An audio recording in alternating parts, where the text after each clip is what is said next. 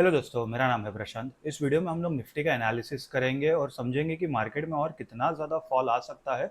और अगर किसी पॉइंट से निफ्टी को अगर रिवर्सल करना है तो कौन से लेवल के पास से निफ्टी रिवर्सल करने का सोच सकता है या प्रोबेबिलिटी थोड़ी सी ज़्यादा है।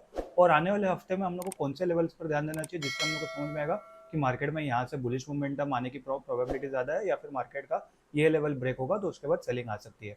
तो चलिए गाइस, बिना कोई देरी किए हम लोग चार्ट की तरफ चलते हैं। तो मैं अगर यहाँ पर आप लोगों को चार्ट दिखाऊँ, यहाँ पर निफ्टी का चार्ट, तो आप देखोगे वीकली टाइम फ्रेम को मैंने चार्ट ओपन करा है। पिछले 4 हफ्ते से मार्केट में अच्छी खासी गिरावट आ रही है। लेकिन अभी पिछले हफ्ते क्या हो गया कि आप देखोगे यहाँ पर अच्छी खासी गिरावट आई है, यहाँ पर भी थोड़ी ठीक ठाक सी गिरावट आई है। उसके पिछले हफ्ते अच्छी खासी गिरावट आई थी, लेकिन जो पिछला हफ्ता जो क्लोज हुआ वहाँ पर कहीं ना कहीं एक डोजी कैंडल तो नहीं, हम लोग इसको नहीं बोल सकते, बट एक ड्रैगन फ्लाई कैंडल बनी है यहाँ पर।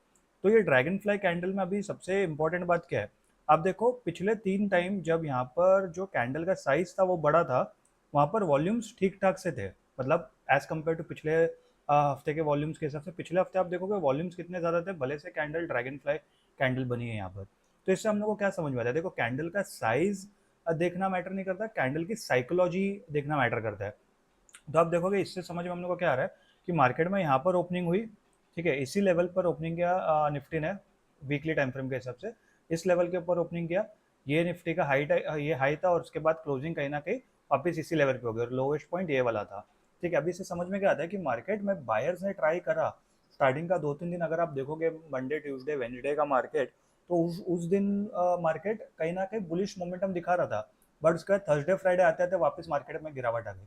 तो इससे हम लोग को सीधा सीधा ये समझ में आता है कि भले से बायर्स ने मोमेंटम वापस लाने की कोशिश की मार्केट में, क्योंकि एक इंपॉर्टेंट सपोर्ट लेवल था। आप देखो कि पिछले हफ्ते का सपोर्ट कहीं ना कहीं इसी लेवल के आसपास था। तो उसी लेवल से सपोर्ट लाने की मार्केट में कोशिश हुई, बायर्स की कोशिश हुई, लेकिन फिर उसके बाद सेलर्स इतने ज़्यादा स्ट्रॉन्ग थे कि मार्केट में वापस ज़्यादा बड़ी एक सेलिंग आ गई है। तो इससे हम लोग ये समझ में आता है कि अभी भी मार्केट कहीं ना कहीं बेरिश तो है ही, बुलिश तो हम लोग इसको बिल्कुल नहीं कह सकते, इसको मैं साइडवेज भी नहीं कहूँगा। भले से जो कैंडल है वो कहीं ना कहीं साइडवेज के हिसाब से क्लोज हुई है वीकली टाइम फ्रेम के हिसाब से, बट ये कहीं ना कहीं बेरिश मार्केट ही है यहाँ पर। ठीक है, अभी अगर हम लोग यहाँ पर देखेंगे, मैं इस चार्ट को थोड़ा सा जूम आउट करता हूँ, तो आप देखो यहाँ पर है ना, ये 21,900 का लेवल है जहाँ पर 200 है मूविंग एवरेज है। अभी इस लेवल को याद रखना, मैं आपको कुछ टाइम में मतलब थोड़ी देर में बताऊंगा कि ये लेवल कितना ज़्यादा इंपॉर्टेंट क्यों है। ठीक है, यहाँ पर ये चीज़ हम लोग को देखने ध्यान रखनी चाहिए। अभी आप देखो, अगर मैं इसको डेली टाइम फ्रेम पर लेके जाऊँ, तो डेली टाइम फ्रेम पर तो हम लोग को यहाँ पर क्लियरली निफ्टी में जो प्रॉपर जो फॉल है वो यहाँ पर क्लियरली विजिबल आ ही रहा है। मैं आपको पिछले 2-3 हफ्ते से बता ही रहा हूँ कि यहाँ पर अच्छा खासा फॉल आ ही रहा है। आप देखोगे यहाँ पर जो मैंने कहा था मंडे ट्यूसडे वेंसडे, ये जो 3 दिन है, हफ्ते के स्टार्ट के 3 दिन में अच्छा खासा बाइंग मोमेंटम आया, कहने के बुलिश मोमेंटम आया। सबको लगा था कि मार्केट में यहाँ से रिवर्सल आ सकता है। और मैंने जो मैं निफ्टी वाले जो शॉर्ट्स बनाता हूँ, जो डेली अपलोड करता हूँ, मैंने थर्सडे वाले शॉर्ट्स में मैंने बता दिया था कि यहाँ पर बुलिश ट्रैप हो रहा है या फिर बुल ट्रैप हो रहा है। और वैसा ही हुआ, सॉरी हाँ, थर्सडे को सुबह को मैंने बताया था, और थर्सडे का जब सुबह में जब मार्केट ओपन हुआ तो बुल ट्रैप हुआ और उसके बाद अच्छा खासा गैप डाउन ओपनिंग हुआ और मार्केट में गिरावट है, आप देख सकते हैं यहाँ पर क्लियरली। और फ्राइडे के दिन पे भी डेफिनेटली कहीं ना कहीं ग्रीन कैंडल क्लोज हुई है, बट साइकोलॉजी के हिसाब से देखेंगे तो कहीं ना कहीं मार्केट में सेलिंग कैंडल ही कंसिडर होगी। ठीक है, तो यहाँ पर हम लोग को ये समझ में आया कि अभी यहाँ पर ये डेफिनेटली ये वाला जो लेवल है काफी ज्यादा एक इंपॉर्टेंट सपोर्ट लेवल होगा। बट जो मैंने आपको थोड़ी देर पहले बताया था कि आपको 21,900 के आसपास का लेवल्स पे ध्यान देना चाहिए, तो वो मैंने इसके लिए बताया था। आप अगर यहाँ पर देखोगे, निफ्टी में अभी सीधा सीधा सपोर्ट आ रहा है, वो है ये वाला। निफ्टी अभी करंटली ये लेवल के आसपास है, करेक्ट। तो अभी ये लेवल काफी, अगर इस लेवल को निफ्टी ने डिफेंड कर लिया, जो कि है 22,950 के आसपास का, अगर 22,950 को निफ्टी ने डिफेंड कर लिया तो अच्छी बात है। यहाँ से अगर रिवर्सल आ सकता है उसकी थोड़ी सी प्रोबेबिलिटी है। बट अगर गलती से ये लेवल ब्रेक होता है तो इसके बाद देखो ये जो दोनों लेवल है, ये वाला जो सपोर्ट लेवल है, ठीक है, ये सपोर्ट लेवल इतने ज्यादा इंपॉर्टेंट मुझे नहीं लगता कि काम आएंगे, क्योंकि इसके इतना ज्यादा निफ्टी ने उसको टेस्ट नहीं करा है। बट ये वाला जो लेवल है, जो 21,700 के आसपास का लेवल है, ये लेवल डेफिनेटली निफ्टी में ज़्यादा काम आ सकता है मेरे हिसाब से, क्योंकि आप देखोगे यहाँ पर पहले भी निफ्टी ने कई बार इस लेवल को अच्छा खासा टेस्ट करा था। ये वाला जो लेवल है, जो हम लोग इस लेवल की बात कर रहे थे, इसके ऊपर इतना ज़्यादा निफ्टी ने टेस्ट नहीं करा है, मतलब टेस्ट करा है बट वो रुका नहीं उस जगह पे। यहाँ पर आप देखोगे प्रॉपर निफ्टी ने टेस्ट करता हुआ निफ्टी उस लेवल की तरफ गया था। तो इसके लिए जो 21,700 800 का जो लेवल है वो काफ़ी ज़्यादा एक इंपॉर्टेंट लेवल होगा। और आप देखोगे कि इसके पहले निफ्टी ने जब ये लेवल को टेस्ट करा था, तो एग्जैक्टली 1 साल पहले इस लेवल को टेस्ट करा था, अप्रैल 2025 में। और अप्रैल 2025 के पहले जनवरी सॉरी जून 2024 के आसपास इसने इस लेवल को टेस्ट करा था। तो 1 डेढ़ साल पुराने लेवल्स को निफ्टी वापस टेस्ट करने आ रहा है, तो ये काफ़ी ज़्यादा क्रिटिकल बात है। अगर निफ्टी यहाँ से गिरता है, मतलब 22,950 का जो लेवल है, अगर उस लेवल को ब्रेक करता है निफ्टी, तो कहीं ना कहीं मुझे लगता है कि 22,350 का लेवल तो इजीली जो है वो ब्रेक कर सकता है, और 21,800 900 के आसपास के लेवल्स को डेफिनेटली मतलब जाके उस लेवल को टेस्ट कर सकता है, क्योंकि हम लोग ने वीकली टाइम फ्रेम पे भी देखा था, वहाँ पर भी 21,900 के आसपास का एक मूविंग एवरेज है। तो वहाँ पर हम लोग को वो चीज़ पे भी ध्यान देना चाहिए। ठीक है, तो अभी हम लोग को यहाँ पर सपोर्ट लेवल के हिसाब से तो मिल गया। अभी चलिए हम लोग यहाँ पर 1 आवर टाइम फ्रेम पर जाते हैं। 1 आवर टाइम फ्रेम के हिसाब से जाके देखते हैं कि हम लोग को इंट्राडे के हिसाब से हम लोग को कहाँ पर कोई लेवल्स मिल रहे हैं क्या। चलो, इंट्राडे पे जाने से पहले मैं अगर आपको डेली टाइम फ्रेम पर भी बताऊँ कि मुझे क्या लगता है कि मार्केट में बुलिश मोमेंटम कब कैसे आएगा या कब आ सकता है। देखो, एक सिंपल सा तरीका है। अगर नहीं हम लोग को इतना ज़्यादा एनालिसिस करना है ना, तो हमेशा सिर्फ स्विंग स्विंग लो या स्विंग हाई देखना चाहिए। अब ये स्विंग लो और स्विंग हाई का मतलब क्या है? अब देखो, यहाँ पर से मार्केट में गिरावट आई, पुल बैक हुआ, गिरावट आई, पुल बैक हुआ, गिरावट आई, पुल बैक हुआ, गिरावट आई। तो यहाँ पर कहीं ना कहीं मार्केट ऐसी एक ट्रेंड लाइन बना रहा है। ठीक है, ये हम लोग को समझ में आ गया। अभी मैं इसको हटा देता हूँ। तो यहाँ पर अभी आप देखोगे, यहाँ पर कहीं ना कहीं निफ्टी ने सपोर्ट लिया था, सपोर्ट को ब्रेक करा है, अभी यहाँ पर रेजिस्टेंस लेके निफ्टी इसको ब्रेक कर रहा है। तो जैसे ही निफ्टी ये वाला जो रेजिस्टेंस है इसको ब्रेक करेगा, तो थोड़ा बहुत बुलिश मोमेंटम आ सकता है। फिर निफ्टी ये वाला जो रेजिस्टेंस है इसको ब्रेक करेगा, फिर और ज़्यादा बुलिश मोमेंटम आ सकता है। और फिर अगर ये वाला रेजिस्टेंस ब्रेक करेगा, क्योंकि यहाँ पर 50-200 मूविंग एवरेज अभी है, जब मार्केट अगर गिरेगा तो और ज़्यादा नीचे आ जाएगा वो। बट अगर मान लो निफ्टी ये 2-3 हफ्ते अगर ऊपर चले जाता है, तो ये मूविंग एवरेज भी थोड़ा सा ऊपर हो जाएगा। बट समझो, अगर ये वाला भी लेवल ब्रेक कर दिया, जो तीसरा वाला जो स्विंग हाई है या स्विंग लो है, तो उसको ब्रेक करने के बाद तो फिर निफ्टी बुलिश ही हो जाएगा। तो हम लोग को वैसे सोचना चाहिए।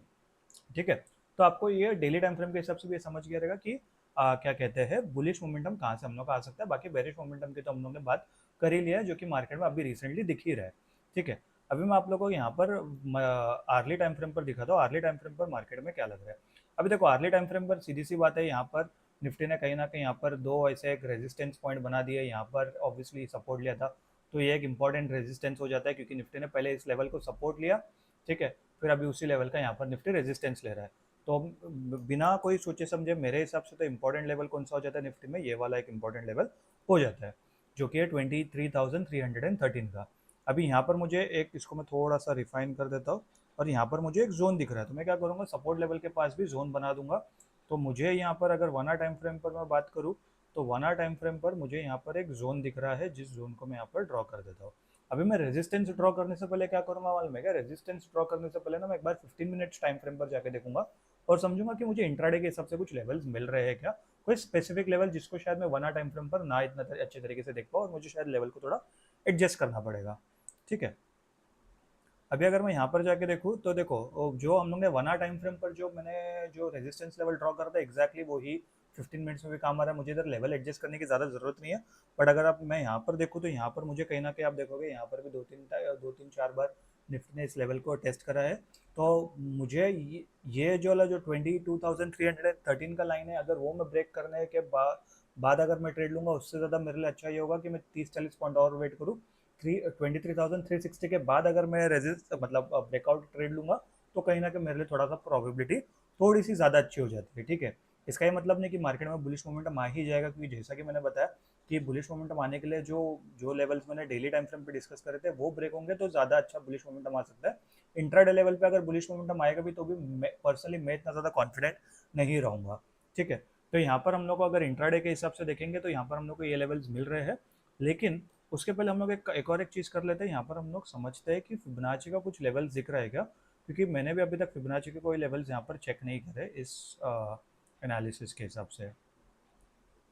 देखो, अगर हम लोग यहाँ पर फिबोनाची के लेवल्स देखेंगे, तो फिबोनाची के लेवल्स के हिसाब से हम लोग को क्या दिख रहा है यहाँ पर कि 0.5 का लेवल इस लेवल के आसपास है, जो कि है 23,400 के आसपास का।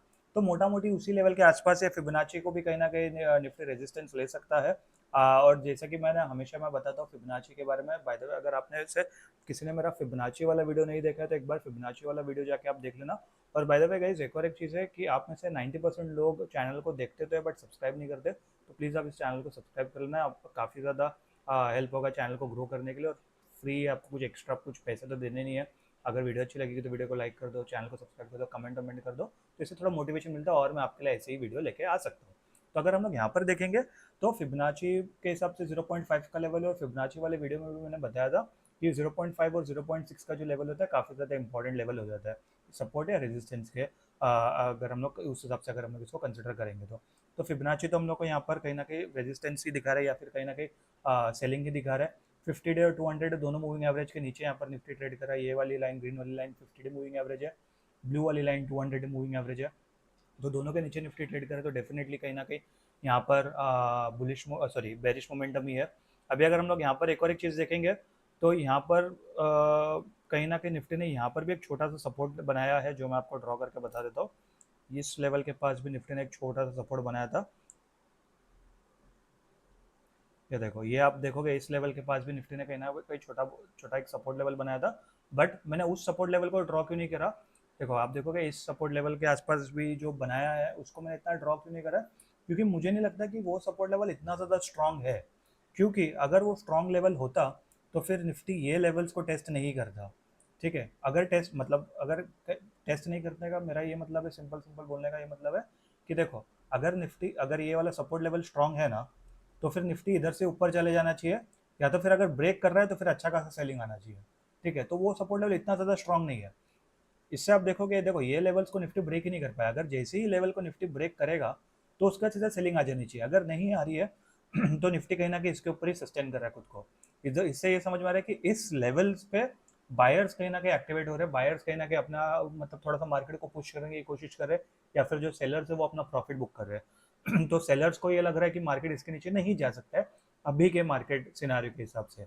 लेकिन जैसा मैंने बताया कि निफ्टी अगर 22,930 के आसपास वाला जो लेवल है अगर ब्रेक नहीं करेगा, अगर ब्रेक कर दिया सॉरी, तो फिर कहीं ना कहीं 21,800 के आसपास के लेवल्स, 900 के आसपास के लेवल्स को निफ्टी टेस्ट करता हुआ दिख सकता है। और फिर से हम लोग को 1000 पॉइंट का फॉल दिख सकता है आने वाले 1-2 हफ्ते में। मैंने पिछले हफ्ते भी वीडियो बनाया था, उसके अंदर मैंने बताया था कि निफ्टी में 1000 पॉइंट का फॉल हो सकता है। वो टाइम पे निफ्टी कहीं ना कहीं 24,000 के आसपास चल रहा था, और मैंने 24,300 चल रहा था, और मैंने बताया था कि निफ्टी 23,300 के आसपास आ सकता है। वो सेम हफ्ते में निफ्टी 23,100 पे आ गया था। ठीक है, अभी तो निफ्टी 22,900 के लेवल को अगर ब्रेक करेगा तो फिर मुझे लगता है 21,800 900 के लेवल के आसपास आ सकता है ये निफ्टी। अभी इंट्राडे के हिसाब से मुझे कौन से लेवल्स पे ध्यान देना चाहिए? देखो, अगर मैं रेजिस्टेंस लेवल की बात करूँ तो रेजिस्टेंस लेवल मुझे मिल रहा है 23,360 का। इसके ऊपर जाएगा तो निफ्टी में कहीं ना कहीं थोड़ा बहुत हल्का फुल्का बुलिश मोमेंटम आ सकता है। और बेरिश मोमेंटम की बात करूँ तो 22,930 का जो सपोर्ट है, अगर वो ब्रेक होगा तो कहीं ना कहीं निफ्टी में एक बेरिश मोमेंटम कंटिन्यू होता हुआ दिख सकता है। आने की पॉसिबिलिटी नहीं, क्योंकि बेरिश मोमेंटम तो चल ही रहा है, यहाँ से और कंटिन्यू होता हुआ दिख सकता है, और ज़्यादा बड़ा फॉल आने की पॉसिबिलिटी ज़्यादा है। अभी यहाँ पर गैप अप या गैप डाउन ओपनिंग होगा तो मार्केट में कैसे हम लोग ट्रेड कर सकते हैं? देखो, अगर गैप डाउन ओपनिंग हुआ तो मुझे लगता है कि डायरेक्टली फर्स्ट आधे घंटे के अंदर ही सीधा सेल आ सकता है, सेलिंग आ सकती है। ठीक है, गैप अप ओपनिंग हो गया तो यहाँ पर कहीं ना कहीं क्या कहते हैं 50 डे मूविंग एवरेज है, फिबोनाची का रेजिस्टेंस है, प्राइस एक्शन का रेजिस्टेंस है, तो मुझे लगता है सीधा मार्केट में सेलिंग आ सकती है अगेन। सबसे अच्छी बात क्या होगी निफ्टी में, अगर मान लो निफ्टी कहीं ना कहीं फ्लैट ओपनिंग करता है या साइडवेज ओपनिंग करता है, उसके बाद यहाँ पर टाइम स्पेंड करता है और उसके बाद ऊपर या नीचे की तरफ जाने की कोशिश करता है। मुझे ऐसा लगता है कि मंडे के दिन पे मार्केट कहीं ना कहीं थोड़ा बहुत साइडवेज हो सकता है, या फिर ये वाली जो रेंज है जो 23,360 और 22,930 का रेंज, उसके बीच में निफ्टी कहीं ना कहीं निकाल सकता है। और ट्यूसडे के दिन पे क्योंकि निफ्टी की एक्सपायरी है, तो उस दिन पे निफ्टी कहीं ना कहीं एक बड़ा मोमेंटम दिखा सकता है, ऐसा मुझे लगता है। बट हम लोग को कल का मार्केट ही दिखेगा कि मार्केट में कितना अच्छा फॉल आ रहा है या कितना जो भी मोमेंटम आ रहा है वो हम लोग को तभी ही समझेगा। तो आई होप गाइज आप लोगों को वीडियो पसंद आया होगा। वीडियो अगर पसंद आया होगा तो वीडियो को लाइक कर देना, चैनल को सब्सक्राइब कर देना, नोटिफिकेशन घंटी जरूर दबा देना। मैं मिलूंगा आपसे अगले वीडियो में, तब तक के लिए गुड बाय।